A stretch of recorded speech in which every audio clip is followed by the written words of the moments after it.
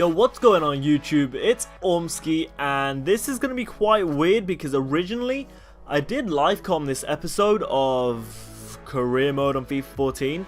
However, because I kind of left the commentary volume on too high, I kind of messed up. So the commentary was like basically louder than my voice, and it messed everything up. So unfortunately, I'm going to have to do it like this. So you're going to constantly see me like look like this. And that's only because I'm going to be looking at the screen and just like kind of saying what players I'm going for, why I'm going for these players. But some of them are going to be completely obvious choices, just like Yasin Benzema right here. But, alright, so I'm actually going to offer David Nugent here, guys. And the reason I'm going to offer David Nugent is basically... What was that? Some fur behind my ear or something. I don't know. Anyway. So the reason I'm going to offer David Nugent or Jamie Vardy, I don't know who I went for in the end. I think I went for Vardy.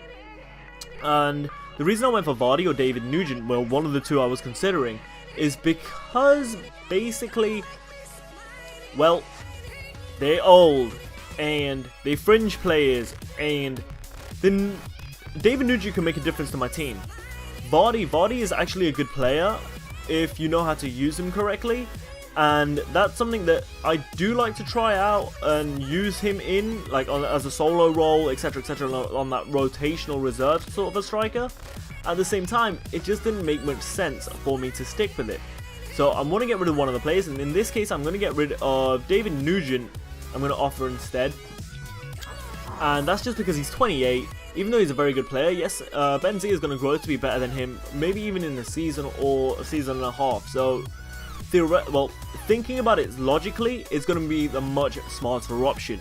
By offering David Nugent, even though I've got the capacity to, well, the transfer capacity, sorry, to buy Yasin Benzema outright, the wages I'm kind of going to think about as well, and just for the time of the wages, I want to just offer it.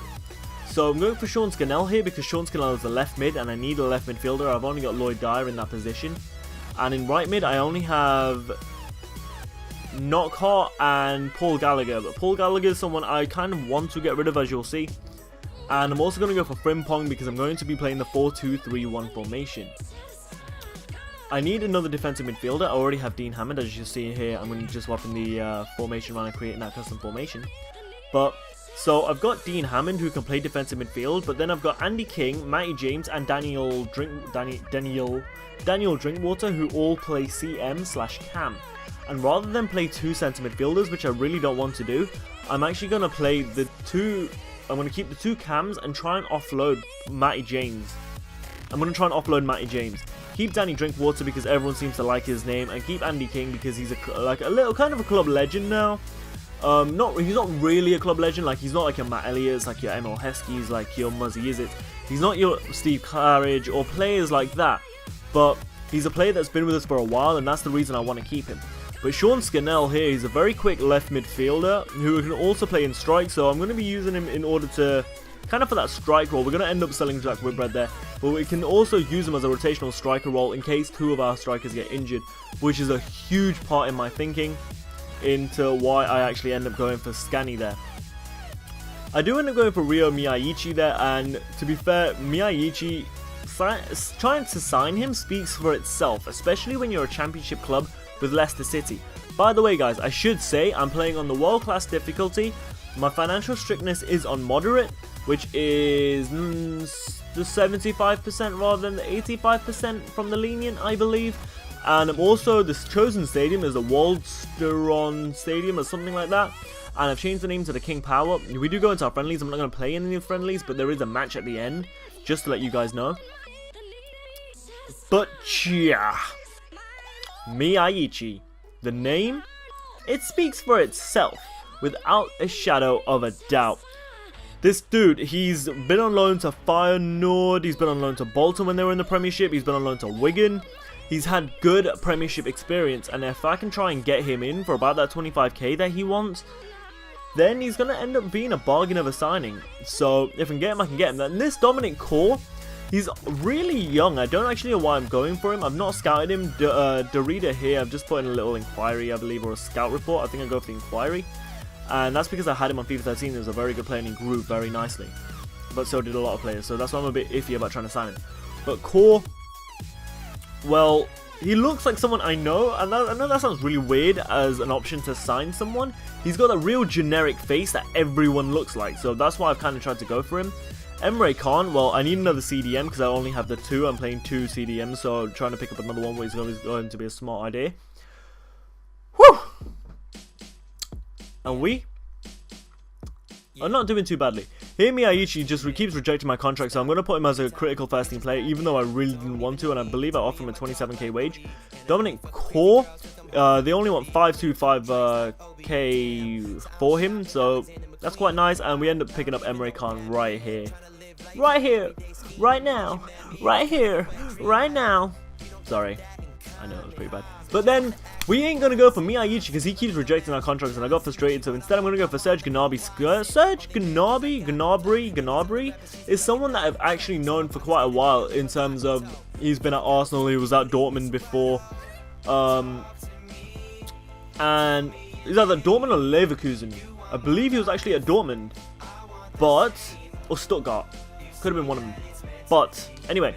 So, I've known Serge Gnabry ever since he was about 15 in the youth academy, and that's because I play a lot of Football Manager. So, I've always known that he's going to be a very good player as well. I've always seen a lot of videos of him kind of growing up and growing to be a very good player. And as you guys know, in the last 3 matches he's played prior to the Napoli match that is going to be on tonight, he has played very, very well and has kind of made that first team spot his own.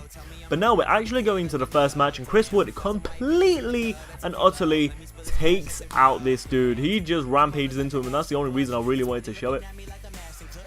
But so far, I've made some kind of interesting signings. Richie Delat here, he's a right back. He's in that striker position. He really should have scored, but he missed, unfortunately. But if you guys have any suggestions as to who I should sign, please, guys, let me know. I am more than happy and willing to pick these players up, depending on whether they're going to be good or not. I will be checking these guys on FootWiz or Foothead. So, you know, I will be checking these players out, see how good they are and stuff. So, you know, let me know.